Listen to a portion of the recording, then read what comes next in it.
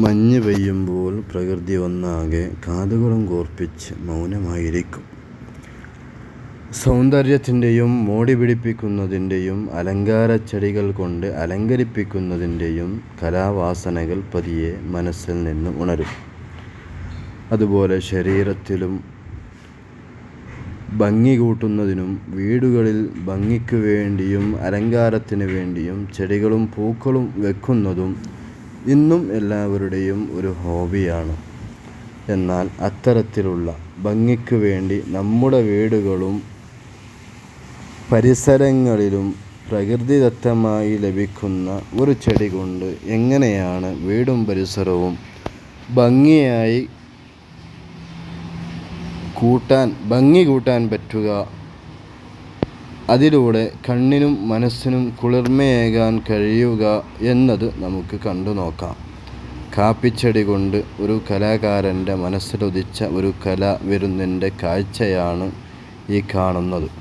ഇതുപോലെ വീടുകൾ അലങ്കരിക്കാനും മോടി പിടിപ്പിക്കാനും ഒരുപാട് മുതൽ മുടക്കില്ലാതെ നമ്മുടെ ബുദ്ധിക്കും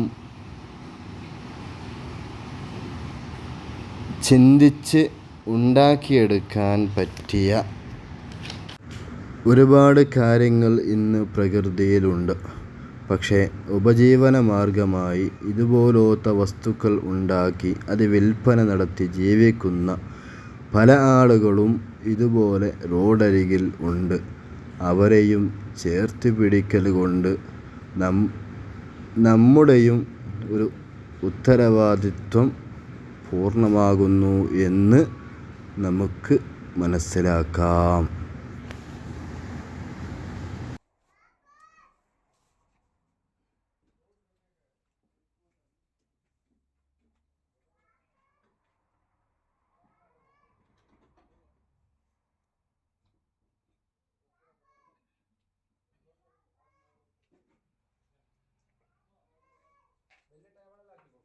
വലിയ ആർഡർ തന്നെ 8-6 സീറ്റല്ലേ ಅದು ಇದೆಲ್ಲ ಚಟಿ ಅದು ಪ್ಯಾಕೆಟ್ ಇದು ಆರ್ಡರ್ ಇದ್ದಿಲ್ಲ, ಇದು ನನ್ನ ಸೇಲ್ ಆರ್ಡರ್ തന്നെ ಅದು ಬೆಂದಿದೆ.